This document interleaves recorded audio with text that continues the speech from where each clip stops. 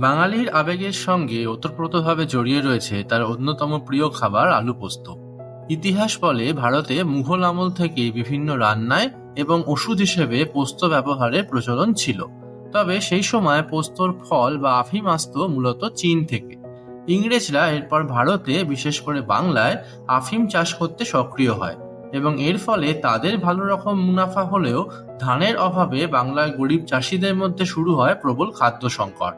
শোনা যায় এমন পরিস্থিতিতে আফিমে ফেলে দেওয়া দানা পেটে সর্ষের তেল ও আলু সেদ্ধর সঙ্গে খাবার চল শুরু হয়। এই নতুন পদটি অত্যন্ত সুস্বাদু ও সেই সময় সহজলভ্য হওয়ায় ক্রমশ এই পদের কথা ছড়িয়ে পড়ে। মনে করা হয় তখন থেকেই ক্রমশ বাঙালি খাবারের এক অপরিহার্য অঙ্গ হয়ে ওঠে তার নিজস্ব আলু পোস্ত।